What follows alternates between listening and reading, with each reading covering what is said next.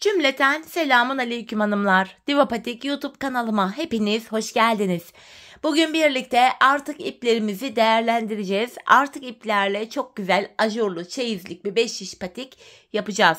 Ben patiğimde ana renk olarak krem kullandım. Desenlerim için de böyle elinizde minik minik kalmış birer metre yarım metre kadar artık ipleriniz varsa onları kullanabilirsiniz. Hemen iplerimi şöyle bir kenara alıyorum. Patiğimde kullandığım şişlerim 3 numara. Modelimi de göstereceğim sizlere. İşte hanımlar, modelimiz bu şekilde. Rengarenk, minik, dolama çiçekli, ajurlu, çok güzel bir patik oldu. Rengarenk yaptım üstündeki desenleri. Bu şekilde hem artık iplerinizi de değerlendirmiş olursunuz. Bu şekilde hanımlar. Patiğimiz böyle. Hanımlar, bu patik benim elimin ölçülerine göre 37, 38 ve 39 numara ayaklar için uyumlu oldu. Hemen patiğimize başlayalım. Her zaman olduğu gibi burun kısmından başlayacağım. 12 ilmek atarak. Ben bu başlama tekniğini bütün 5 şiş patik videolarımda paylaştım. Şimdi tekrardan yeniden gösteriyorum. Sebebi şu.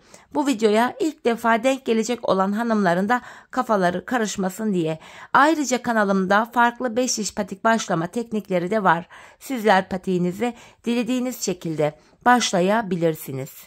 Bakalım kaç ilmeğimiz olmuş? 3, 6, 9, 12 ilmeğim olmuş. 12 ilmeğimi attım, geri dönüyorum. Geri döndüğümüzde hanımlar bakın arka yüzdeyiz.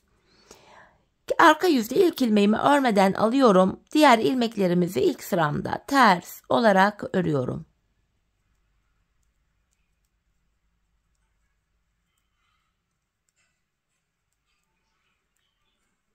Sonuncu ilmeğimi de ters ördüm. Geri dönüyorum hanımlar. Şimdi de ön yüzdeyiz. Artık düz örgü uygulaması yapacağız. 5 şişe geçeceğiz. Kenar ilmeğimi örmeden aldım. Şu ikinci ilmeğim 3, 4, 5, 6. İlk 6 ilmeğimi ördüm. Kalan 6 ilmeğimi de ikinci şişimle örüyorum. 12 ilmeğimi 6'şar 6'şar 2 şişime paylaştırdım. Şimdi hanımlar, hiç geri dönmeden ilk başladığımız yerlerden ilmekler çıkaracağız. Üçüncü şişime çıkaracağım ilmeklerimi. İlk ilmeğimi hemen şu kenardan, bakın ilmeğin iki kanadına birden girerek çıkarıyorum. Devamında ilmek çıkartabilmek için de tığımdan yardım alacağım. Şöyle başlangıç yerlerine tığım ile girerek ilmek çıkartıyorum, şişime takıyorum. Bu ikinci ilmeğim oldu. Başlangıç yerine hanımlar bakın ilmeğin iki kanadına birden giriyoruz. İlmek çıkartıp şişimize takıyoruz. Şu 4 ilmek. Şu 5. ilmeğim. Bir ilmek daha çıkarttım. Bu da 6. Şimdi bir 6 ilmek daha çıkaracağım. Onu da 4. şişime takacağım. Şu 1. ilmeğim. Şu 2. ilmeğim. Şu 3. ilmeğim. Şu 4. 5. Şu da 6. ilmeğim. 4 şişimizde de 6'şar ilmeğimiz oldu. 5. şişimi aldım hanımlar. Bir sıra boyunca 4 şişimdeki 6 ilmeğimi de düz olarak öreceğim. 5 şiş patikte bir sıra dediğimiz olay şudur. 4 şişimizdeki ilmeklerimizi de örüp tamamlayınca bir sıra örmüş oluyoruz. 2. şişimdeki 6 ilmeğimi de yine düz örüyorum. Boşalan şişimiz ile sıradaki şişteki ilmekleri örüyoruz. 3. şişime geldim. Yine buradaki 6 ilmeğimi de düz örüyorum. 4. şişime geldim. Buradaki 6 ilmeğimi de düz örüyorum. Böylece hanımlar bir sıra örmüş olduk. 4 şişimizi de tamamladık. Şimdi artırma zamanı hanımlar. Patik burnumuzda artırma işlemini bu sağ ve sol kenardan yapıyoruz. Orta kısımlardan artırma yapmıyoruz. İlk şişimdeyim. 1. şişimde. Kenarımız hemen başta. 2 ilmek örüyorum. Ardından 2. ilmeğimin altındaki şu ilmeğimin kenarına girdim ve buradan aldığım ilmeğimi de düz ördüm. Kalan 4 ilmeğim düz örülüyor. Böylece 1. şişimde 7 ilmeğim oldu. 2. şişime geldim. Burada da hanımlar kenarımız sol tarafta. Bakın burada. Burada da hanımlar son 2 ilmeğim kalana kadar öreceğim. Bakın sondan 2. ilmeğimin altındaki şu ilmeğimin kenarına giriyorum ve buradan aldığım ilmeğimi de düz ördüm. Son 2 ilmeğim düz örülüyor. 2. şişimde de 7 ilmeğim oldu. 4 şişteki ilmek sayısı da eşit olacak. Üçüncü şişimdeyim hanımlar. Kenarımız hemen başta. 2 ilmek örüyorum. Ardından ikinci ilmeğimin altındaki şu ilmeğimin kenarına girdim ve buradan aldığım ilmeğimi de düz ördüm. Kalan 4 ilmeğim düz örülüyor. İlk 3 şişimde 7'şer ilmeğim oldu. 4. şişime geldim. Kenarımız sol tarafta. Son 2 ilmek kalana kadar öreceğim. Sondan ikinci ilmeğimin altındaki hemen şu ilmeğimin kenarına giriyorum ve buradan aldığım ilmeğimi düz ördüm. Kalan 2 ilmeğim düz örülüyor. 4 şişimizde de 7'şer ilmeğimiz oldu. Bir sıra artırdık. Şimdi hanımlar bir sıra artırma yapmayacağız. 4 şişimdeki 7'şer ilmeğimi de düz olarak öreceğim. Bir sıra artırma yaparken bir diğer sırada ilmekleri artırma yapmadan düz olarak örüyoruz. Bunun sebebi şu. Her sıra artırma yaparsak şayet patik burnumuz bir anda açılma yapar ve hoş bir görüntü olmaz. İkinci şişimdeki 7 ilmeğimi de ördüm. 3 ve 4. şişimdeki ilmeklerimi de yine düz öreceğim. Bu düz ilmeklerimi örerken artırma işlemini sizlere kısaca tekrar etmek istiyorum. Artırma işlemini 1. ve 3. şişimizde ilk 2 ilmeği ördükten sonra yapıyoruz. 2. ve 4. şişimizde de son 2 ilmek kalana kadar örüp öyle artırmalarımızı yapıyoruz. Bir sıra ilmeklerimizi düz ördük. Şimdi tekrar artırma zamanı hanımlar. İlk şişimdeyim. Kenarımız başta. 2 ilmek örüyorum birinci şişimde. Şu 2 ilmek ördüm. Ardından ikinci ilmeğimin altına şuraya giriyorum ve buradan aldığım ilmeğimi de düz ördüm. Kalan 5 ilmeğim düz örülüyor. Böylece birinci şişimde 8 ilmeğim oldu. İkinci şişime geldim. Kenarımız sol tarafta. Son 2 ilmeğim kalana kadar öreceğim. Artırmamı yapacağım. Bakın sondan ikinci ilmeğimin altındaki şu ilmeğimin kenarına giriyorum ve buradan aldığım ilmeğimi düz ördüm. Kalan 2 ilmek düz örülüyor. Burada da 8 ilmeğimiz oldu. Üçüncü şişimdeyim. Kenarımız başta. 2 ilmek örüyorum. Ardından ikinci ilmeğimin altındaki şu ilmeğimin kenarına girdim ve buradan aldığım ilmeğimi de düz ördüm. Kalan 5 ilmeğim düz örülüyor. İlk 3 şişimde 8'er ilmeğim oldu. 4. ve sonuncu şişimdeyim. Kenarımız sol tarafta. Son 2 ilmek kalana kadar öreceğim. Kenardan artırmamı yapacağım. Bakın sondan ikinci ilmeğimin altındaki şu ilmeğimin kenarına giriyorum ve buradan aldığım ilmeğimi düz ördüm. Kalan 2 ilmeğim düz örülüyor. Hanımlar 4 şişimizde de 8'er ilmeğimiz oldu. Şimdi bir sıra ilmeklerimizi düz öreceğiz. Bir sonraki sıra artıracağız. Düz öreceğiz, artıracağız. Patik burnunu böyle tamamlayacağız. Ben bu patiğimde her bir şişimde 14'er ilmek olana kadar artırdım. Modelime başladım. Ajurlu ve tek renk bir model olması itibariyle de esnek bir yapıya sahip. Patiğimizi yaparken bunu da göz önünde bulunduralım. Şimdi hep birlikte artırmalarımızı yapalım gelelim. Ardından birlikte modelimizi kuralım. Evet hanımlar, ben her bir şişimde 14'er ilmeğim olana kadar artırmalarımı yaptım. Artırmadan sonra bir sıra düz örmedim. Hemen modele başlayacağım. Bu sırada ajurumuzun tabanını oluşturacağız hanımlar. Öncelikle ilk 2 ilmeğimi düz örüyorum. 1, 2.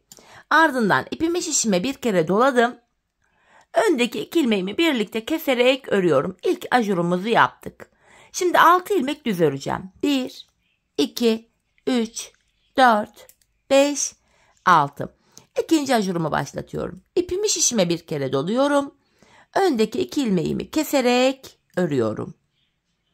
Tekrardan 6 ilmek düz öreceğim. 1, 2, ikinci şişime geldim. 3, 4, 5, 6. Yeniden ipimi şişime bir kere doladım. Öndeki 2 ilmeğimi keserek örüyorum. Şişimde kalan 8 ilmeğimin tamamını düz olarak örüyorum. İlk sırada ajurumuzu oluşturduk hanımlar, patiğimizin ön yüzünde. Patiğimizin taban bölümüne geldik. Taban bölümünde hiçbir işlem yok. İlmeklerimizin tamamı düz olarak örülüyor.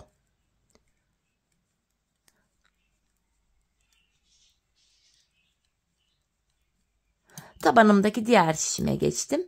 Yine buradaki ilmeklerimi de düz öreceğim. Hanımlar, videonun devamında bu taban bölümü göstermeyeceğim. Sadece düz örgüden ibaret çünkü. Sizler videonuzu durdur oynat yaparak patiğinizi kolayca yapabilirsiniz. Tabanımızı ördük. Şimdi tekrar ön yüzdeyiz. Ajurumuzda ikinci sıramızı yapıyoruz hanımlar. Bu sıramızda bu defa ajurumuz sola doğru kayacak. 3 ilmeğimi düz ördüm. Bakın ajuruma kadar olan ajurumu da yine düz örüyorum. 3 ilmek düz ördüm. Ajurumdan sonra ipimi şişime bir kere doluyorum. Öndeki 2 ilmeğimi kesiyorum. Ajur böylelikle sola doğru kaymış oluyor. Kesim yaptıktan sonra yine 6 ilmek düz öreceğim. 2 oldu. 3, 4, 5. Bakın ajurumu da ördüm 6. İpimi şişime bir kere doluyorum. Öndeki 2 ilmeğimi kesiyorum. Yeniden 6 ilmek öreceğim. 1, 2, 3, 4, 5. Ajurumu da ördüm 6. Yeniden ajur yaptım. Öndeki 2 ilmeğimi kesiyorum. Şişimde kalan 7 ilmeğimi düz örüyorum. Ajurlu modelimizin ikinci sırasını da yapmış olduk hanımlar. Şimdi tabanımıza geldik. Tabanındaki 2 şişteki bu ilmeklerimizi düz olarak örelim gelelim. Evet hanımlar, tabanımızı ördüm geldim. Ön yüzdeyiz. Bu 3. ajuru yaparken bu küçük çiçeklerimizi de başlatacağız. Lila, sarı, mavi ve yeşil olmak üzere 4 tane çiçek rengarenk yapacağım. Şöyle iplerimi de hazırladım. Öncelikle kenardaki bir ilmeğimi örüyorum. İlk çiçeğimi lila ile yapmışım buraya. Lila ipimle hemen başlatıyorum. Dolama yapacağız. İpimin ucu bakın arka yüzde. Lila ipimin ucu. Bu lila ipimi bakın bu ilmeğimin etrafında şöyle bir daha dolandırıyorum. 2 kez dolandırdım. Lila ipimi arkada bırakıyorum. Bakın ilk dolamamızı burada yaptık hanımlar. Dolama yaptığım ilmeğimi normal düz olarak örüyorum. Yanına bir ajurumu da ördüm. 2 ilmek ördüm. Tekrar ajurumu sola doğru kayıyor. Tekrar yeniden ajurumu yapıyorum. Öndeki 2 ilmeğimi kesiyorum. Kesimden sonra 3 ilmek düz öreceğim hanımlar. 1, 2, 3. Sarı ipimle buraya ikinci dolamalı çiçeğimi yapacağım. Sarı ipimi alıyorum.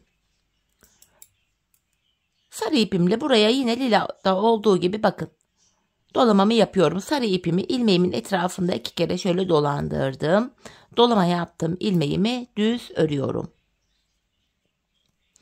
Yanına 1, 2 ilmek daha düz ördüm. Tekrar ajurumu yapıyorum. Öndeki 2 ilmeğimi kesiyorum. Bu şekilde. Bu aşamada hanımlar şu ön yüzdeki 2 şişteki ilmekleri tek şişte de toplayarak örebilirsiniz. Artık hangisi kolayınıza gidiyorsa. İkinci şişime geldim. En son kesim yapmıştım. 3 ilmek düz öreceğim. 1, 2, 3. Bu defaki dolamamı da mavi ile yapacağım. Şöyle mavi ipimi de alıyorum. Buradaki bir ilmeğe mavi ile dolamamı yapıyorum. Rengarenk. Elinizde kalmış böyle minik minik artık iplerinizi böylece değerlendirmiş oluyorsunuz. Bakın dolamamı yaptım. Dolama yaptığım ilmeğimi örüyorum. Yanına 1, 2 ilmek daha ördüm. İpimi şişime bir kere doluyorum. Öndeki 2 ilmeğimi kestim. Yeniden 1, 2, 3 ilmek ördüm. Kesimden sonra 3 ilmek. Buraya da son kez bir de yeşil ile dolamamı yapacağım. Dolamalı çiçeğimi. 4. çiçeğimiz oluyor bu. Şöyle yeşil ipimi ilmeğimin etrafında şöyle 2 kere dolandırıyorum. Ardından bu dolama yaptığım ilmeğimi örüyorum. Kalan 2 ilmeğimiz düz örülüyor. İlk sıra dolamalarımızı yaptık hanımlar. Şimdi tabanımıza geldik. Tabanımızı düz olarak örelim gelelim. Tabanımızı ördüm geldim hanımlar. Bu dolamalı çiçeğimizde ikinci sıradayız. 3 sıradan oluşuyor. Bu aşamada ilk ilmeğime yine aynı lila ipimle dolamamı yapıyorum. Bakın aynı ipimi ilk ilmeğimin etrafında şöyle 2 kez dolandırdım. Lilamı arkada bırakıyorum. Dolama yaptım, ilmeğimi ördüm. Yanına bir ilmek düz örüyorum. Krem ipim ile tekrar yanındaki bir ilmeğe daha aynı lila ipimle bir dolama daha yapıyorum. Dolamamı yaptım. Dolama yaptığım ilmeğimi krem ipim ile ördüm. Yanına bir bakın ajurlu ilmeğimi de ördüm. 2 ilmek ördüm. Tekrar ajurlu ilmeğimizi ördükten sonra yeniden ajurumuzu yapıyoruz. Öndeki 2 ilmeği kesiyoruz. Kesimimi yaptıktan sonra bir ilmek düz ördüm. Şimdi buraya sarı çiçeğimizi yapacağız. Bakın hanımlar. Alttan sarı ipimi alıyorum. İlmeğimin etrafında sarı ipimi 2 kez dolandırdım. Dolama yaptım, ilmeğimi ördüm. Yanına bir ilmek düz örüyorum. Tekrar sarı ipim ile bir ilmek daha dolama yapıyorum. Sarı ipimi arkada bıraktım. Dolama yaptım, ilmeğimi krem ipimle örüyorum. Yanına bir ajurumu da ördüm. 2 ilmek ördüm. Tekrar ajurumu yapacağım. İpimi şişime bir kere doluyorum. Öndeki 2 ilmeği keseceğim. Bakın ikinci ilmeği bu defa ikinci şişimden alarak şöyle kesimimi yaptım. Kesimden sonra buraya bir ilmek düz örüyorum. Şimdi mavi dolamamı yapacağım. Mavi ipimi ilmeğimin etrafında şöyle 2 kere dolandırdım. Dolama yaptım, ilmeğimi ördüm. Bir ilmek düz örüyorum. Tekrar yanına bir ilmek daha mavi ipim ile dolamamı yapıyorum. Mavimi arkada bıraktım. Dolama yaptım, ilmeğimi ördüm. Yanına bir, bakın ajurumu da örüyorum. 2 ilmek ördüm. Tekrar ajurumu yapıyorum. Öndeki 2 ilmeğimi kestim. Kesimden sonra bir ilmek düz ördüm. Son çiçek desenimizi yapıyoruz yeşil ile. Tekrar yeşil ile buraya bir tane şöyle dolamamı yapıyorum. Dolama yaptığım ilmeğimi ördüm. Yanına bir ilmek daha düz ördüm. Tekrar sıradaki ilmeğime yeşil ile dolamamı yapıyorum. Yeşilimi arkada bıraktım. Dolama yaptığım ilmeğimi ördüm. Son bir ilmeğimi düz örüyorum. Şimdi tabanımızı düz olarak örüp gelelim. Evet hanımlar, ön yüzdeyiz. Çiçeğimizde 3. ve sonuncu sıramızdayız. İlk ilmeğimi düz örüyorum. Tam ortadaki bu ilmeğimi lila ile yine dolamamı yapıyorum. Bu şekilde dolama yaptığım ilmeğimi ördüm. Ardından ajurlu ilmeğime kadar öreceğim. 1, 2, 3. Bakın ajurumu da ördüm. 4. Tekrar ipimi şişime doluyorum. Öndeki 2 ilmeğimi kestim. Kesimden sonra bir ilmek düz örüyorum. Tekrardan sarı dolamamı yapacağım. Tam ortadaki ilmeğe. Sarı ipimi ilmeğimin etrafında 2 kez dolandırdım. Dolama yaptığım ilmeğimi ördüm. Ardından ajuruma kadar 4 ilmek öreceğim. 1, 2, 3. Şu da ajurum 4. Ardından tekrar ajurumuzu yapıyoruz. Öndeki 2 ilmeği keseceğiz hanımlar. Şöyle öndeki 2 ilmeğimi kestim. Ardından kesimden sonra bir ilmek düz örüyorum. Mavi dolamamı yapacağım. Tam ortadaki ilmeğe mavi ipim ile dolamamı yapıyorum. Mavimi arkada bıraktım. Dolama yaptım. İlmeğimi ördüm. Şimdi 4 ilmek öreceğim. 1, 2, 3. Ajurumu da ördüm 4. Yeniden ajur yapıyorum. Öndeki 2 ilmeğimi kestim. Yanına bir ilmek düz ördüm. Şimdi yeşil dolamamızı yapacağız tam ortaya. Bir ilmek yeşil ipimle dolamamı yapıyorum. Ve dolama yaptığım ilmeğimi ördüm. Kalan 2 ilmeğim düz örülüyor. Bu aşamada hanımlar burada bir tane yeşil dolamalı çiçeğimiz vardı. Yeşil ipimi artık buradan keseceğim. Bu aşamada iplerimizin uçlarını hanımlar gizleyeceğiz. Nasıl gizleme yapacağımızı da size hemen göstereyim. Şöyle yeşil ipimi hemen çekiyorum buradan. Tığ ile bakın. Gizleme işlemini şöyle yapacağız. Bir tane lila ipimde bir tane göstereyim. Tığ ile şu arka ilmek arasından girerek burayı şöyle güzelce düğümlüyoruz hanımlar. Şöyle çekiyorum lila ipimin ucunu. Ardından bu ipimizin ucunu arka şu ilmek aralarından geçirerek şöyle bir güzel gizliyoruz. Fazla ipimizin ucunu da şöyle kesebiliriz. İp uçlarını bu şekilde gizleyelim hanımlar. Diğer ipleri de aynı şekilde gizleyelim. Size bir tanesini böyle göstermiş oldum. Şimdi tabanımızı düz olarak örelim gelelim. Evet hanımlar, şimdi ön yüzdeyiz. İlk çiçeğimizi bitirdik. Çiçek aralarında 2 sıra var. 2 sıra sadece ajurlarımızı yapacağız. Çiçekleri yapmayacağız. Bu aşamada ajurlu olan ilmeğime kadar düz öreceğim. Sayalım. 1, 2, 3, 4, 5, 6, 7 ilmek ördüm. Bakın ajurumla birlikte 7. Yeniden ajurumu yapıyorum. Öndeki 2 ilmeğimi kestim. Bu defa 6 ilmek öreceğim. 1, 2, 3, 4, 5, 6. 6 ilmek ördüm. Ajurumu yapıyorum. Bakın burada bir ilmek var. İkinci şişten de şöyle ikinci şişe geçiyorum. Bir ilmek alarak bu öndeki 2 ilmeği kesiyorum. Tekrardan 6 ilmek öreceğim. 1, 2, 3, 4, 5, 6. Yeniden ajurumu yapıyorum. Öndeki 2 ilmeğimi kestim. Kalan 3 ilmeğimi düz örüyorum. Şimdi tabanımızı örelim gelelim. Evet hanımlar, yeniden ön yüzdeyiz. Çiçeğimizden sonraki ikinci sıramızı yapacağız. Bu sıramızda yine ajurlarımızı yapacağız. Çiçek yok. Kenardan sayarak gidelim. 1, 2, 3, 4, 5, 6, 7, 8 ilmek ördüm. 8 ilmekten sonra ipimi şişime bir kere doluyorum. Öndeki 2 ilmeğimi kestim. Yine 6 ilmek öreceğim hanımlar. 1, 2, 3, 4, 5, 6. 6 ilmekten sonra yine ajurumu yapıyorum. Öndeki 2 ilmeğimi kesiyorum. Tekrar 6 ilmek öreceğim. 1, 2, 3, 4, 5, ajurumu da ördüm 6. Yeniden ajurumu yapıyorum ve öndeki 2 ilmeğimi kesiyorum. Kalan 2 ilmeğim düz örülüyor. Tabanımızı örelim gelelim. Evet hanımlar, tabanımızı ördüm geldim. Yeniden bu ikinci sıra çiçeklerimizi yapacağız. Bu aşamada bakın şuradaki ikinci şu ajurumuzu da başlatacağız. Bu aşamada hanımlar öncelikle ilk ajuru yaparken bir 2 ilmek örüp öyle yapmıştık. Burada 1 ilmek örerek başlayacağız. 1 ilmek ördüm. İpimi şişime bir kere doluyorum. Bakın yeni ajuru başlattım. Öndeki 2 ilmeğimi kesiyorum. Kesimden sonra 3 ilmek düz öreceğim. 1, 2, 3. Alttaki lila ipim ile bakın çiçeklerimiz de sola doğru kayacak. Alttaki lila ipimi alıyorum. Buraya yine yeni çiçeğimi başlatıyorum. Bakın lila ipimle buraya 1 ilmek dolama yaptım. Bu çiçeğimizin yine ilk sırası. Dolama yaptığım ilmeğimi örüyorum. Yanına 1, ajurumu da ördüm. 2 ilmek ördüm. Tekrar yeniden ajurumu yapıyorum. Öndeki 2 ilmeğimi kestim. Şimdi kesimden sonra 3 ilmek öreceğim. 1, 2, 3. Bu defa sarı ile dolamamı devam ettireceğim. Bakın bu hizadan. Alttan sarı ipimi alıyorum. 1 ilmek sarı ipim ile dolamamı yapıyorum. Dolama yaptığım ilmeğimi ördüm. Yanına 1, ikinci şişimden devam ediyorum. 2 ilmek ördüm. Tekrardan yeniden ajurumu yapıyorum. Öndeki 2 ilmeğimi kestim. 3 ilmek öreceğim. 1, 2, 3. Bu defa mavi ile dolamamızı yapacağız hanımlar. Mavi ipim ile buraya 1 ilmeğe dolamamı yapıyorum. Dolama yaptığım ilmeğimi ördüm. Yanına 1, 2 ilmek örüyorum. Tekrar ipimi şişime doladım. Öndeki 2 ilmeğimi kesiyorum.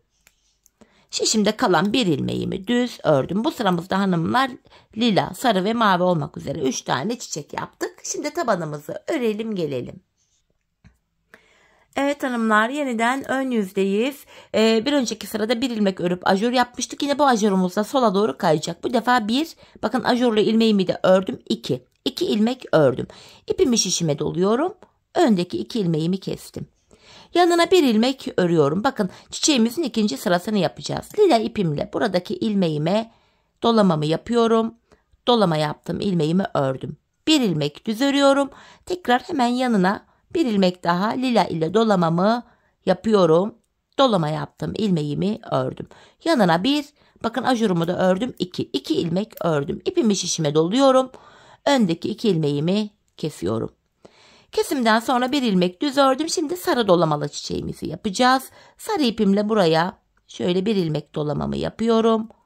Dolama yaptım, ilmeğimi ördüm. 1 ilmek düz ördüm. Yanına 1 ilmek daha sarı ile dolamamı yapıyorum. Ve dolama yaptığım ilmeğimi düz ördüm. İkinci şişimdeyim hanımlar. İkinci şişimde hemen 1 dolamamı da örüyorum. 2 tekrar ajurumu da ördüm. 2 tekrardan yine ajurumu açtım. Öndeki 2 ilmeğimi kesiyorum.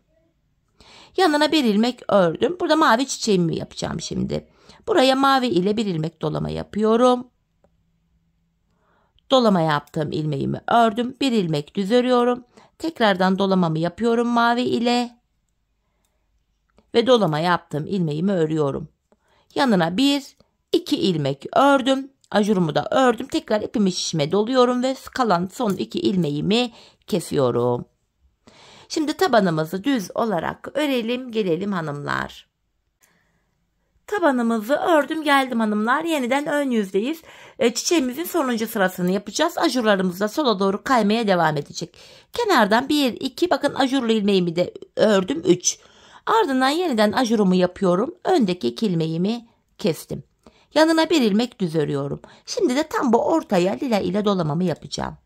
1 ilmeğe dolamamı yapıyorum. Dolama yaptığım ilmeğimi ördüm. Yanına 4 ilmek öreceğim. 1, 2, 3. Bakın ajurumu da örüyorum. 4. Tekrardan yeniden ajurumu yaptım. Öndeki 2 ilmeğimi kesiyorum. Kesimden sonra 1 ilmek düz ördüm. Sarı dolamalı çiçeğimi yapacağım. Sarı ipim ile buraya 1 ilmek dolama yapıyorum. Ve dolama yaptığım ilmeğimi düz ördüm. Yanına 4 ilmek öreceğim. 1, ikinci şişimden devam ediyorum. 2, 3. Bakın ajurumu da ördüm. 4. Yeniden ajurumu yapıyorum. öndeki 2 ilmeğimi kestim. Kesimden sonra bir ilmek düz örüyorum. Son kez mavi çiçeğimi de yapıyorum. Mavi dolamamı. Dolamadan sonra ilmeğimi ördüm. Şişimde kalan ilmeklerimi, bakın burada artık ajur kalmadı, düz olarak örüyorum.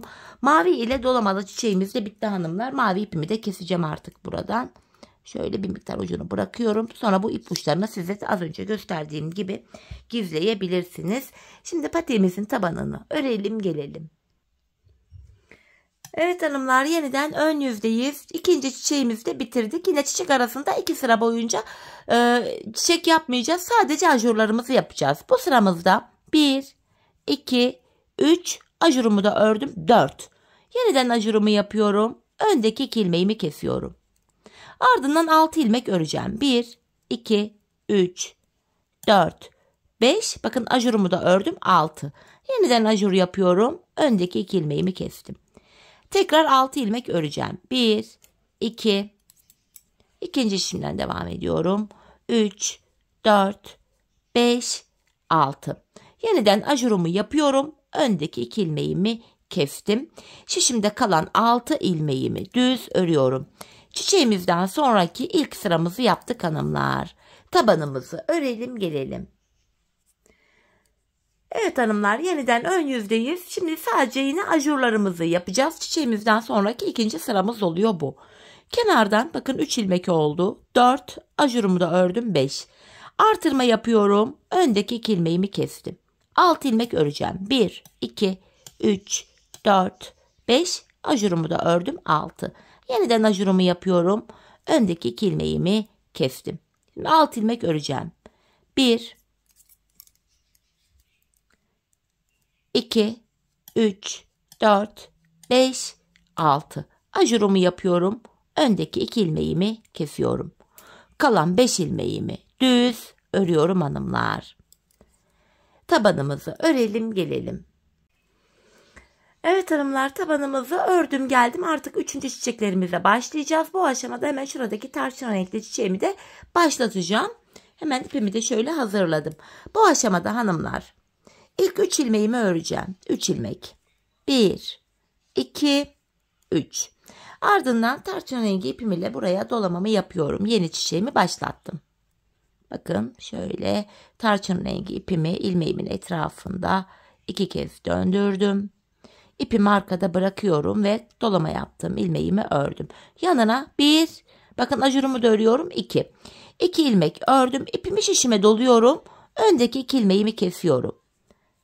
Kesimden sonra 3 ilmek öreceğim hanımlar. 1, 2, 3. Bakın alttan aynı hizadan şöyle lila ipimi getiriyorum. Lila ipimle 3. çiçeğimi yapıyorum. Bakın bir tane dolama yaptım. Dolama yaptım. İlmeğimi örüyorum. Yanına 1, ajurumu da ördüm. 2. Tekrar yeniden ajur yapıyorum. Öndeki 2 ilmeğimi kestim. Kesimden sonra yine 3 ilmek öreceğim. 1, 2, 3. Alttan bu defa bakın aynı hizadan sarı ipimi getiriyorum. Buraya sarı ipim ile dolamamı yaptım. Dolama yaptım. İlmeğimi ördüm. Yanına 1, ajurumu da örüyorum. 2. 2 ilmek ördüm. Yeniden ajurumu yapıyorum. Öndeki 2 ilmeğimi kestim. Şişimde kalan 4 ilmeğimi düz örüyorum. 3. çiçeklerimizi de böylece başlattık. Tabanımızı örelim gelelim. Tabanımızı ördüm geldim hanımlar. Yeniden ön yüzdeyiz. Çiçeğimizin ikinci sırasını yapacağız. Bu sıramda 2 tane krem öreceğim. Ardından yine tarçın ipim ile buraya bir tane dolamamı yapıyorum. Dolama yaptım, ilmeğimi ördüm. Yanına bir ilmek düz örüyorum. Tekrardan tarçın ipimle bir dolama daha yapıyorum. Dolama yaptım, ilmeğimi ördüm. Şimdi 1, ajurumu da örüyorum. 2. Tekrar yeniden ajur yaptım. Öndeki 2 ilmeğimi kesiyorum. Kesimden sonra bir ilmek düz ördüm. Şimdi lila çiçeğimi yapacağım. Bir ilmek lila dolamamı yapıyorum. Dolama yaptım, ilmeğimi ördüm. Bir ilmek düz örüyorum. Yanına yeniden bir ilmek daha lila dolama yapıyorum. Tekrar dolama yaptım, ilmeğimi ördüm. Ardından bir ajurumu da ördüm. 2. 2 ilmek ördüm. Yeniden ajurumu yapıyorum. Burada bir ilmek kaldı. Buradaki bir ilmek ile ikinci şişimden de şöyle bir ilmek alacağım. İkinci şişte şöyle kesimimizi yapıyorum. kesimimi yaptım. Bakın ajurum ilk şişte kaldı. Kesimimi ikinci şişte yaptım. Yanına bir ilmek örüyorum. Şimdi de sarı ile dolamamı yapacağım hanımlar. Bir ilmek sarı dolamamı yapıyorum. Dolama yaptığım ilmeğimi ördüm. Bir ilmek daha düz örüyorum. Yanına tekrar sarı ile bir dolama daha yapıyorum. Dolama yaptım, ilmeğimi ördüm. Ardından bir ajurumu da örüyorum, 2. Yeniden ajurumu yaptım. Öndeki 2 ilmeğimi kesiyorum. Kalan 3 ilmeğim düz örülüyor. Tabanımızı örelim gelelim hanımlar. Evet hanımlar, yeniden ön yüzdeyiz. Çiçeğimizin sonuncu sırasını yapacağız. Yine ilk 3 ilmeğimi krem ile örüyorum. Tam bu ortaya bir tane tarçın dolama yapacağım. Ve dolama yaptığım ilmeğimi örüyorum. Yanına 4 ilmek öreceğim hanımlar. 1, 2, 3. Ajurumu da ördüm 4. Yeniden ajur yapıyorum. Öndeki 2 ilmeğimi kestim. Kesimden sonra bir ilmek düz örüyorum. Tam bu ortaya lila ile bir tane dolamamı yapacağım. Dolama yaptığım ilmeğimi örüyorum. Yanına 4 ilmek öreceğim. 1, 2, 3. Bakın ajurumu da ördüm 4. İkinci şişimdeyim. Hemen yeniden ajur yapıyorum ve öndeki 2 ilmeğimi kestim. Yanına bir ilmek düz örüyorum. Sarı dolamamı yapacağım şimdi. Sarı ipim ile buraya bir ilmek dolama yapıyorum. Dolama yaptım, ilmeğimi ördüm. Yanına 1, 2, 3, 4 ilmek ördüm. Tekrar ajurumu yapıyorum. Öndeki 2 ilmeğimi kestim. Kalan 2 ilmeğimi düz örüyorum. Tabanımızı örelim gelelim. Evet hanımlar, yeniden ön yüzdeyiz. Çiçeğimiz bitti. Bu sıramızda sadece ajurlarımızı yapacağız. Çiçek yapmayacağız. Sayarak gidelim. 1, 2, 3, 4, 5, 6, 7, 8. Kenardan 9 ilmeğimi ördüm. Bakın ajuruma kadar ördüm. Yeniden ajurumu yapıyorum. Öndeki 2 ilmeğimi kestim. Şimdi 6 ilmek öreceğim. 1, 2, 3, 4, 5. İkinci şişime geldim. Buradaki ajurumu da örüyorum. 6. Yeniden ipimi şişime doladım. Öndeki 2 ilmeğimi kesiyorum. Tekrar 6 ilmek öreceğim. 1, 2, 3, 4, 5. Ajurumu da ördüm. 6. Yeniden ajurumu yapıyorum. Öndeki 2 ilmeğimi kestim. Sonuncu ilmeğimi düz örüyorum. Tabanımızı örelim gelelim. Evet hanımlar, tabanımı ördüm geldim. Ön yüzdeyiz. Yine bu sıramızda da sadece ajur yapacağız. Çiçeğimizden sonraki ikinci sıramız. Ajuruma kadar olan ilmeklerimi örüyorum. Sayalım dilerseniz, 5 ilmek olmuş. 6, 7, 8, 9. Ajurumu da ördüm 10. Yeniden ajurumu yapıyorum. Öndeki 2 ilmeğimi kestim. Araya 6 ilmek öreceğim. 1, 2, 3, 4, 5. Ajurumu da ördüm 6. İpimi şişime doluyorum. Öndeki 2 ilmeğimi yine kesiyorum. Tekrar 6 ilmek öreceğim. 1, 2, 3, 4, 5, 6. Tekrar ipimi şişime doluyorum. Kalan 2 ilmeğimi keserek ördüm. Tabanımızı örelim gelelim. Evet hanımlar, yeniden ön yüzdeyiz. Tekrardan bakın, şu bölümdeki ajurumuzu başlatacağız. Şu birinci ajurdu, şu 2, şu 3. Buradaki ajurumuzu bu sıramızda başlatacağız. Hem çiçeklerimizi de yapacağız. Bu ajurumuzu, ilk ajuru başlatırken 2 ilmek örüp öyle yapmıştık. İkinci ajurda 1 ilmek ördük. Üçüncü ajurda 3 ilmek öreceğim. Öncelikle ilk 3 ilmeğimi örüyorum. 1, 2, 3. Ajurumu yaptım. Öndeki 2 ilmeğimi kesiyorum. Kesimden sonra 3 ilmek düz örüyorum hanımlar. 1, 2, 3. Tarçın rengi ipim ile yine çiçeğimi yapacağım buraya. 1 ilmek tarçın ile dolamamı yaptım. Dolama yaptım. İlmeğimi ördüm. Yanına 1, ajurumu da örüyorum 2. Ardından tekrar ipimi şişime doladım. Öndeki 2 ilmeğimi kesiyorum. 3 ilmek öreceğim hanımlar. 1, 2, 3. Bu defa lila ile dolamamı yapmaya devam ediyorum. Bakın aynı hizadan şöyle alttan lila ipimi aldım. Buraya lila ile 1 ilmek dolamamı yapıyorum. Ve dolama yaptığım ilmeğimi düz ördüm. Yanına 1, ajurumu da ördüm 2. Tekrar ajur yapıyorum. Öndeki 2 ilmeğimi kestim. Kesimden sonra 1, 2, 3 ilmek örüyorum. Alttan sarı ipimi aldım. Buraya sarı ile çiçeğimi yapıyorum. Bakın bir ilmek dolama yaptım. Dolama yaptım. İlmeğimi ördüm.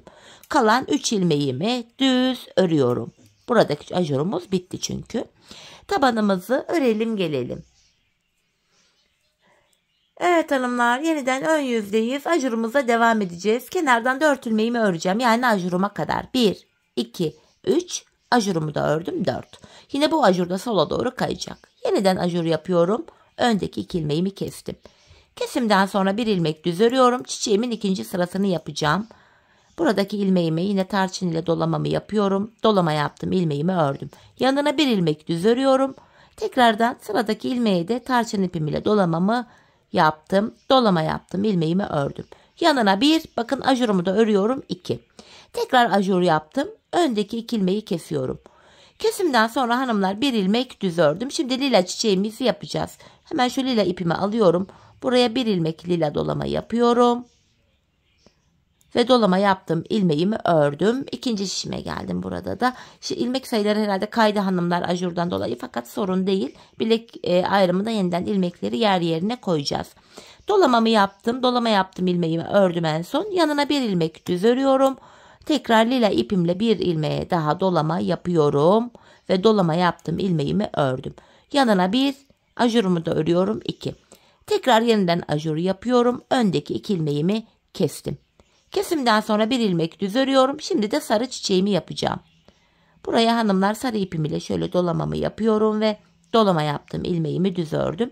Yanına bir ilmek düz örüyorum. Ve tekrar sıradaki ilmeğime dolamamı yapıyorum sarı ile. Dolama yaptım, ilmeğimi ördüm. Kalan 2 ilmeğim düz örülüyor. Tabanımızı örelim gelelim. Tabanımı ördüm geldim hanımlar. Yeniden ön yüzdeyiz. Çiçeğimizin bu sırada son sırasını yapıyoruz. Tekrar ajurlu ilmeğime kadar öreceğim. 1, 2, 3, 4. Bakın ajurumu da ördüm 5. Yeniden ajur yapıyorum. Öndeki 2 ilmeğimi kestim. Yanına bir ilmek düz örüyorum. Tam bu ortaya tarçın ile bir dolama yapıyorum. Dolama yaptım, ilmeğimi ördüm. Şimdi 4 ilmek düz öreceğim. 1, 2, 3. Bakın ajurumu da ördüm 4. Yeniden ajur yapıyorum. Öndeki 2 ilmeğimi kestim. Kesimden sonra bir ilmek düz örüyorum. Ve tam ortaya bir ilmek lila ile dolamamı yapıyorum. Ve dolama yaptım, ilmeğimi düz ördüm. Ardından 4 ilmek düz öreceğim. 1, 2, 3. Ajurumu da ördüm 4. Yeniden ajur yapıyorum. Öndeki 2 ilmeğimi kestim. Bir ilmek örüyorum. Şimdi de son kez sarı çiçeğimi yapacağım. Sarı ipimi ilmeğimin etrafında 2 kez dolandırıyorum ve dolama yaptım, ilmeğimi ördüm. Kalan 3 ilmeğim düz örülüyor. Artık sarı ipimizle de hanımlar işimiz kalmadı. Hemen sarı ipimi de keseceğim artık buradan, kenardan. Şöyle. Şimdi tabanımızı örelim gelelim.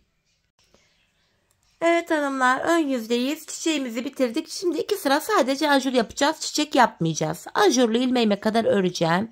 3, 4, 5. Ajurumu da ördüm 6. Tekrar ajur yapıyorum. Öndeki 2 ilmeği kestim. Şimdi 6 ilmek öreceğim. 1, 2, 3, 4, 5. Bakın ajurumu da ördüm 6. İpimi şişime doluyorum. Öndeki 2 ilmeği kesiyorum. Tekrar 6 ilmek öreceğim şimdi. 1, 2, 3, 4, 5, 6. İpimi şişime doluyorum. Öndeki 2 ilmeğimi kesiyorum. Kalan 4 ilmeğimi düz örüyorum. Tabanımızı örelim gelelim. Evet hanımlar, yeniden ön yüzdeyiz. Yine bu sırada sadece ajurlarımızı yapacağız. Çiçeğimizden sonraki ikinci sıramız. Kenardan bakın 3 ilmek oldu. 4, 5, 6. Ajurumu da ördüm 7. Yeniden ajur yapıyorum. Öndeki 2 ilmeğimi kestim. Şimdi 6 ilmek öreceğim. 1, 2, 3, 4, 5, 6. Şimdi tekrardan ajur yapacağım hanımlar. Öndeki 2 ilmeği keseceğim. İkinci şişimden devam etmek istiyorum. Burada şöyle bakın aldım. İlmekler biraz düzelsin diye. Bakın en son 6 ilmek örmüştüm. İkinci şişime ajur yapıyorum. Öndeki 2 ilmeği kesiyorum. Yeniden 6 ilmek öreceğim. 1, 2, 3, 4, 5, 6. Yeniden ajurumu yapıyorum. Öndeki 2 ilmeğimi kestim. Kalan 3 ilmeğimi düz örüyorum. Tabanımızı örüp gelelim. Evet hanımlar, tabanımızı ördüm geldim, yeniden çiçeklerimizi yapacağız. Bu defa buraya yeşil çiçeğimi ekleyeceğim yeniden. Yeşil ipimi de hazırladım.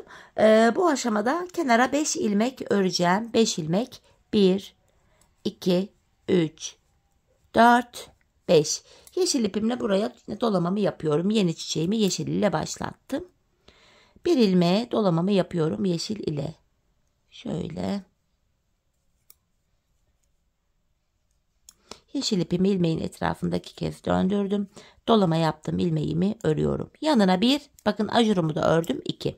Yeniden ajur yapıyorum. Öndeki 2 ilmeğimi kestim. Şimdi 3 ilmek öreceğim. 1, 2, 3. Tarçın çiçeğimi yapacağım. Tarçın ipimi alıyorum alttan. Bir dolama yapıyorum. Dolama yaptım, ilmeğimi ördüm. Yanına 2 ilmek öreceğim. 1, ikinci şişime geldim. Şu ikinci ilmeğim. Bakın ajurumu da ördüm, 2 oldu. Yeniden ajur yapıyorum. Öndeki 2 ilmeğimi kestim. Şimdi lila çiçeğimi yapacağım. Alttan, pardon, lila çiçeğimizi yapmayacağız. Kesimden sonra 3 ilmek düz örüyorum. 1, 2, 3. Şimdi yapacağız lila çiçeğimizi. Lila ipimle buraya dolamamı yapıyorum. Dolama yaptım, ilmeğimi ördüm. Yanına 1, ajurumu da ördüm, 2. Hemen yeniden ajur yapıyorum. Öndeki 2 ilmeğimi kestim. Ve kalan 2 ilmeğimi düz örüyorum. Şimdi tabanımızı örüp gelelim. Evet hanımlar, yeniden ön yüzdeyiz. Çiçeğimizin ikinci sırasıyla devam edeceğiz. Bu aşamada 4 ilmek öreceğim. 1, 2, 3, 4. Yeşil ipimle buraya bir tane dolamamı yapacağım şimdi. Şu birinci dolama ilmeğim. Dolama yaptım, ilmeğimi örüyorum. Yanına bir ilmek düz ördüm. Tekrar yanına bir tane daha yeşil dolamamı yapıyorum. Dolama yaptım, ilmeğimi ördüm. Yanına bir, ajurumu da ördüm, 2. Yeniden ajur yapıyorum. Öndeki 2 ilmeğimi kestim. Kesimden sonra bir ilmek düz ördüm. Şimdi tarçın ipimle çiçeğime devam ediyorum. Buraya bir tane tarçın ile dolamamı yapıyorum. Dolama yaptığım ilmeğimi ördüm. Bir ilmek düz örüyorum. Hemen yanına bir tane daha tarçın dolamamı yapıyorum. Ve dolama yaptığım ilmeğimi düz ördüm. Diğer şişime geçtim. Buradan devam edeceğim. Ardından dolamalı ilmeğimi ördükten sonra bakın ajurumu da ördüm, 2. Tekrar ajur yapıyorum. Öndeki 2 ilmeğimi kestim. Bir ilmek düz örüyorum. Tekrar lila ile dolamamı yapıyorum. Dolama yaptığım ilmeğimi ördüm. Bir ilmek düz örüyorum. Tekrar lila ile bir dolama daha yapıyorum. Ve dolama yaptığım ilmeğimi ördüm. Yanına bakın ajurumu da örüyorum, 2. Tekrar ajur yaptım. Öndeki 2 ilmeği kesiyorum. Ve kalan bir ilmeğimi düz örüyorum. Tabanımızı örelim gelelim. Evet hanımlar, tabanımı ördüm geldim, ön yüzdeyiz. Çiçeğimizin sonuncu sırasını yapacağız. İlk 5 ilmeğimi krem ile örüyorum. 3, 4, 5. Tam ortaya bir tane yeşil dolama yapıyorum. Dolama yaptığım ilmeğimi krem ipim ile öreceğim. Şöyle yarım ilmek aldım, düzeltiyorum bunu. Krem ipimle örüyorum dolama yaptığım ilmeği. Yanına 4 ilmek öreceğim. 1, 2, 3. Ajurumu da ördüm, 4. Yeniden ajur yapıyorum. Öndeki 2 ilmeğimi kestim. Kesimden sonra bir ilmek düz örüyorum hanımlar. Ortaya bu defa tarçın ile dolamamı yapıyorum. Dolama yaptığım ilmeğimi ördüm. Tekrar 4 ilmek öreceğim. 1, 2, 3. Ajuru da ördüm, 4. Tekrar ajur yapıyorum. Öndeki 2 ilmeğimi kestim. Bir ilmek düz örüyorum. Tam ortaya bu defa lila dolamamı yapıyorum. Ve dolama yaptığım ilmeğimi ördüm. 4 ilmek öreceğim. 1, 2, 3. Ajurumu da ördüm, 4. Tekrar ajur yapıyorum ve şişimde kalan 2 ilmeği kesiyorum. Hanımlar, çiçeği bitirdik. Şimdi tabanımızı örelim gelelim. Evet hanımlar, tabanımızı ördüm geldim, ön yüzdeyiz. Şimdi yine 2 sıra çiçek yapmayacağız. Ajur yapacağız. Bu aşamada hemen şuradaki ajurumu da başlatacağım hanımlar. Hemen şu ajurumu. Bunun için öncelikle 3 ilmek öreceğim. 3 ilmek. 1, 2, 3. Artırma yapıyorum. Bakın, pardon, artırma derken ajur yaptım. İpimi şişime doladım. Öndeki 2 ilmeği kesiyorum. Şimdi 6 ilmek öreceğim. 1, 2, 3, 4, 5. Ajuru da ördüm 6. Yeniden ajur yapıyorum. Öndeki 2 ilmeği kestim. Şimdi 6 ilmek daha öreceğim. 1, 2. Devam ediyorum. Şu 3, 4, 5. Ajuru da ördüm 6. Tekrar artırma yapıyorum. Öndeki 2 ilmeği kesiyorum. Artık kalan 7 ilmeği de düz olarak örüyoruz. Artık bu kenarda ajurumuz kalmadı. Tabanımızı örelim gelelim. Evet hanımlar, yeniden ön yüzdeyiz. Bu sıramızda da yine sadece ajurlar yapacağız. Çiçekten sonraki ikinci sıramız. Bu aşamada kenardan 3, bakın ajurumu da ördüm 4. Yeniden ajur yapıyorum. Öndeki 2 ilmeği kestim. 6 ilmek öreceğim. 1, 2, 3, 4, 5. Ajuru da ördüm 6. Yeniden ajur yapıyorum. Öndeki 2 ilmeği kesiyorum. 6 ilmek öreceğim. 1, 2, 3, 4, 5, 6. Tekrar ajur yapıyorum. Öndeki 2 ilmeği kesiyorum. Kalan 6 ilmeğimi düz örüyorum. Tabanımızı örüp gelelim hanımlar. Evet hanımlar, yeniden ön yüzdeyiz. Artık son sıra çiçeklerimizi yapacağız bunları. Hatta ben buraya bir de fuşya çiçek yaptım kenara. Hatta bunu yapmaya da bilirsiniz. Benim elimde şu kadar bir şeyim vardı, ipim vardı. Bu da değerlensin diye oraya da çiçek yapmak istedim. Dileyen dediğim gibi burayı boş bırakabilir ama ben şimdi yapacağım.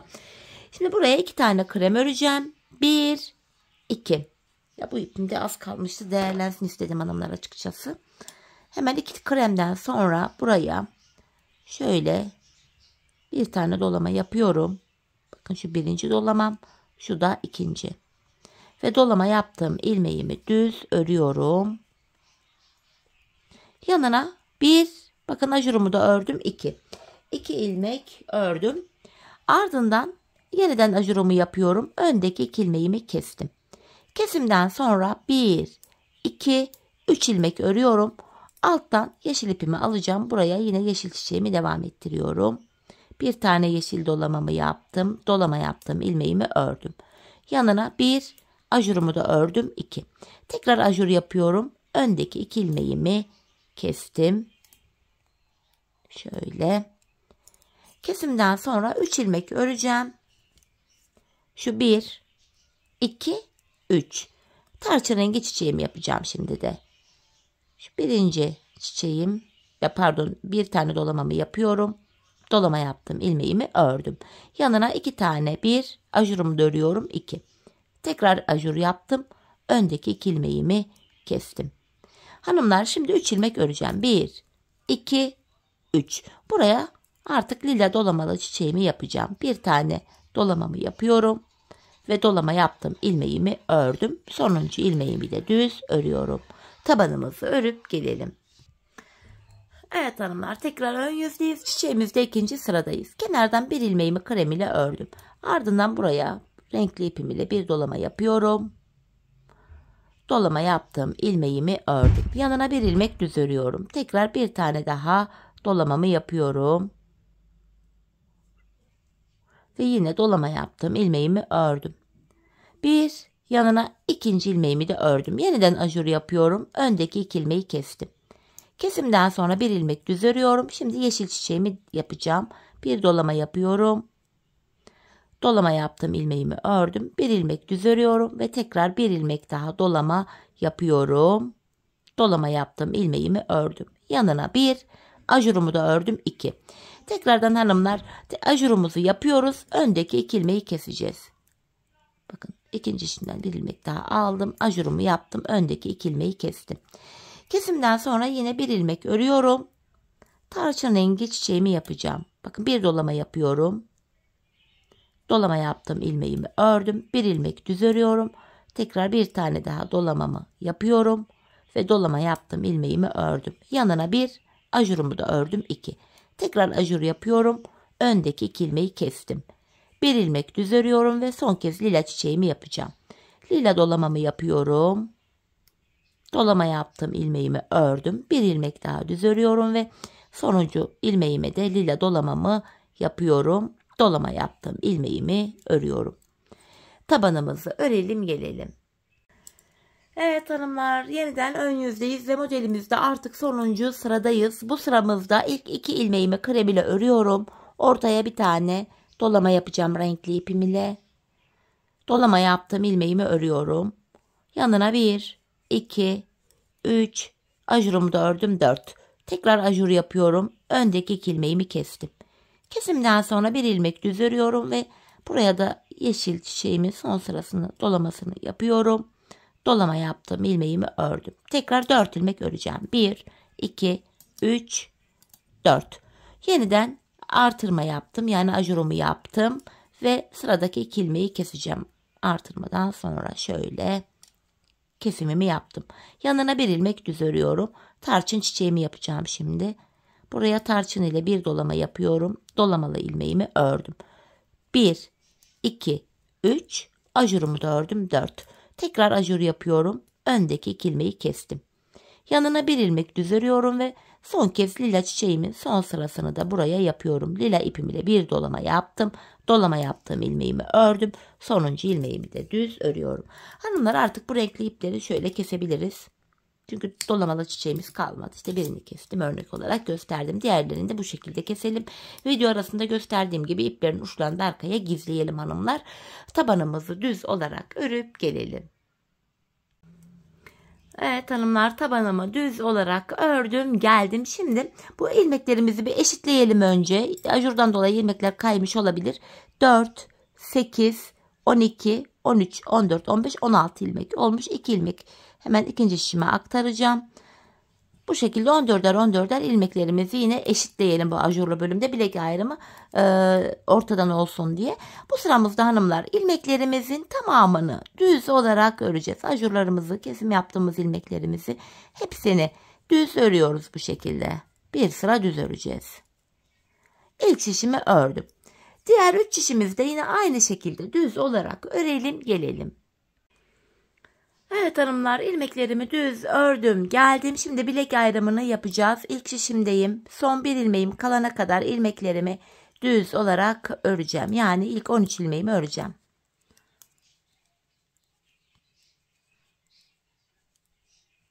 Bakın, burada son bir ilmeğim kaldı. Bu sonuncu ilmeğim ile ikinci şişimdeki ilk ilmeğimi alıyorum.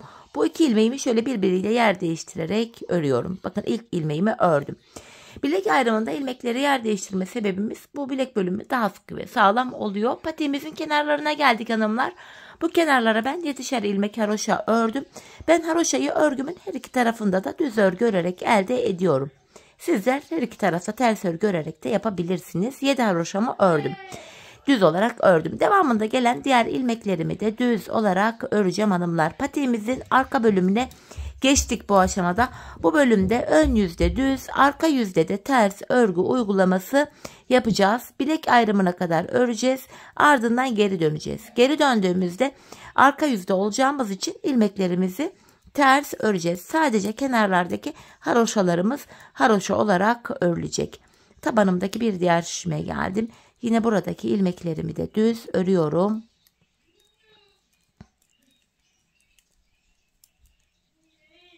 Bir diğer şişime geldim. Yine buradaki ilmeklerimi de düz öreceğim. Bilek ayrımı yaptığımız şişimiz hanımlar, ön yüzdeyiz. Bakın, son 7 ilmeğim kaldı. Son 7 ilmeğim haroşa. Yine bunları da düz örüyorum. Sonuncu ilmeğimi de ördüm. Bilek ayrımına geldim. Geri dönüyorum. Yapacağımız işlem bu. Bilek ayrımına kadar öreceğiz. Geri döneceğiz. Öreceğiz. Geri döneceğiz. Sonuncu ilmeklerimi ördüğüm için ilk ilmeği örmeden alıyorum. Kenar ilmeğimle birlikte toplam 7 ilmek haroşam düz örülüyor.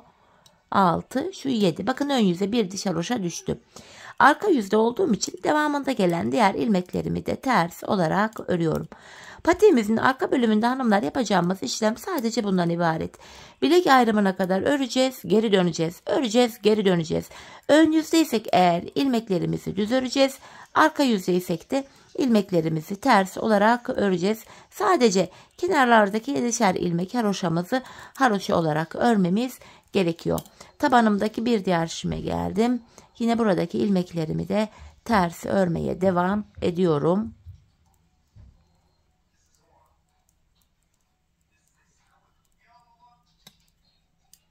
Son şişime geldim. Yine burada da ilmekleri ters öreceğim. Sadece son 7 ilmeğimi haroşa olduğu için düz öreceğim. Bu şekilde bakın son 7 ilmeğime geldim. Bunları haroşa, bunları düz olarak örüyorum. Sonuncu ilmeğimi de yine ördüm. Bilek ayrımına geldim. Şimdi tekrar geri döneceğiz hanımlar. Yeniden ön yüzdeyiz. Bu aşamada tekrar bir önceki sırada yaptığımız işlemin aynısını yapacağız. Haroşalarımızı yine düz örüyorum. Diğer ilmeklerimi de ön yüzde olduğum için düz örmeye devam edeceğim. Patiğimizin arkasında yapacağımız işlem bundan ibaret hanımlar. Bu aşamada şöyle baktığımız anda burada birer diş haroşalarımız oluştu. Ben bu patiğimin arkasına 15 sıra haroşa ördüm. Hanımlar siz bu aşamada patiğinizi örerken ayağınızı ölçün, deneyin. Bu arka bölümünü topuğunuzun kenarına gelene kadar örmeniz gerekiyor. Bu şekilde ölçü alarak yaparsanız patiğiniz ayağınıza tam olur. Şimdi hep birlikte patiğimizin arka bölümünü ölçülerimize göre örelim gelelim. Ardından birlikte topuğumuzu keselim. Evet hanımlar, patiğimin arka bölümünü ördüm ve geldim. Bu aşamada bilek ayrımından sonra şu bölüm genişlediği için ilmeklerin hepsi şöyle dümdüz duruyor. Tek şişte toplanacak duruma geldi. Ben bu aşamada bu sol tarafa 24 ilmek ayırdım. Kalan ilmekleri de sağ şişime taktım. Şimdi topuğumuzu kesmeye başlayacağız. Topuk kesiminde hanımlar kenardaki 7 ilmek haroşamız yine haroşa olarak örülecek ki model bütünlüğü sağlansın diye. 7 haroşamı ördüm. Ön yüzdeyim. İlmeklerimi düz olarak ve sayarak örmeye devam edeceğim. 7 haroşamı örmüştüm. 8, 9, 10, 11, 12, 13, 14, 15, 16, 17, 18, 19, 20, 21, 22, 23 ilmeğimi ördüm. 24. ilmekte önceki 2 ilmeği kesiyorum. Zaten buraya da 24 ilmek ayırmıştık. Burada da 24. de kesimimizi yaptık. Topuğumuz için orta kısma baktığımız anda burada da 7 ilmek kaldı. Bu 7 ilmek her seferinde birer birer kesilecek, eksilecek, bitecek ve topuğumuz oluşacak. Yapacağımız işlem şu. Kesim yaptıktan sonra geri dönüyorum. Bakın arka yüzdeyim. İlk ilmeğimi örmeden aldım. Arka yüzde olduğum için diğer ilmeklerimi ters olarak örüyorum. Sadece kenardaki son 7 ilmeğim haroşa olduğu için son 7 ilmeğimi düz öreceğim. Bakın son 7 ilmeğime geldim. Haroşalarımı düz olarak örüyorum. Geri döndük. Tekrar ön yüzdeyiz. Bir önceki sırada yaptığımız işlemin aynısını yapacağız. Yani ilk 23 ilmeği öreceğiz. 24. ilmekte kesimimizi yapacağız. 7 haroşamı ördüm. Sayarak gidiyorum. 8, 9, 10, 11, 12, 13, 14, 15, 16, 17, 18, 19, 20, 21, 22, 23 ilmek ördüm. 24. de öndeki 2 ilmeği kesiyorum. Hanımlar bir önceki sırada bu arada 7 ilmek vardı. Şimdi 1 ilmek eksildi. 6 ilmek kaldı. Yapacağımız işlem şu. Kesim yaptık. Geri döneceğiz. Arka yüzde ilmekleri öreceğiz. Ön yüzde yine 23 ilmek örüp 24. de kesim yapacağız. Biz bu kesme işlemine arada kalan 6 ilmek bitene kadar devam edeceğiz. Şimdi hep birlikte bu 6 ilmek bitene kadar patiğimizin topuğunu sizlere gösterdiğim gibi örelim gelelim. Evet hanımlar, patiğimin topuğunu ördüm geldim. İlk başta sol tarafa 24 ilmek ayırmıştım. Kesimlerden sonra sağ tarafta da 24 ilmek kaldı. Bu aşamada patiğimin düz tarafı içeride, ters tarafı da dışarıda olacak şekilde ikiye katlıyorum. Tığ ile kesim yapacağız hanımlar. İlk kesimim şöyle. Benden taraftaki şişten 1 ilmek, ikinciden de 1 ilmek aldım. İkisini topluyorum. Diğer kesimlerim de şöyle. Benden taraftaki şişten 1 ilmek, ikinciden de 1 ilmek alıyorum. İkinci ilmeği ilkinin içinden geçirdim. Tığımdaki ilmekleri topluyorum. Benden taraftaki şişten 1 ilmek, ikinciden de 1 ilmek aldım. İkinci ilmeği ilkinin içinden geçirdim. Tığımdakileri topluyorum. Karşılıklı olarak şişlerimizden birer tane ilmek alıyoruz ve ikinci şişten aldığımız ilmeği ilk şişten aldığımız ilmeğin içinden geçiriyoruz. Tığımızdaki ilmekleri topluyoruz. Her iki patiğimizin topuk kesimi de aynı şekilde oluyor. Aynı yönde yapılıyor hanımlar. Bu şekilde. Kalan ilmekleri de aynı şekilde keselim gelelim. İlmeklerimi kestim. Son birer ilmeğim kaldı. Artık bu aşamada önce benden taraftaki sonra ikinci şişimdeki ilmeğimi tığıma alıyorum. Tığımda 3 ilmeğim var. Üçünü birden topladım ve buraya 2 tane sıkı bir zincir çekip ipimi kesiyorum. Hemen ipimizi gizleyelim, ardından topuğumuza bakalım hanımlar. Şöyle ipimizi güzelce gizliyoruz. Bazen ip soruluyor hanımlar. Ana renk ipim bir ip yetiyor da baya da bir artıyor. Bilginiz olsun, ipimiz yetişiyor. Evet, topuğumuz bu şekilde. Gördüğünüz gibi gayet şık, güzel bir topuk kesim yöntemi. Şimdi hemen makine ayağıma giydireyim patiğimizi. Çünkü ajurlu modeller mankende kendini daha iyi gösteriyor. Bir de ayağımızda görelim. Çeyiz için çok ideal, güzel bir patik oldu. Böylece elinizdeki yarım artık ipleri de değerlendirmiş oluyorsunuz hanımlar. Hemen patiğimizi şöyle göstermek istiyorum. İşte birlikte yaptığımız modelimiz kenarı. Bakın diğer kenarı, tabanımız, topuğumuz, model böyle. Evet hanımlar, yine birlikte güzel bir modelin daha sonuna geldik. Umarım sizlere faydalı, hoş bir video olmuştur. Yeni modellerde, yeni videolarda buluşmak dileğiyle. Şimdilik hoşça kalın, sağlıcakla kalın.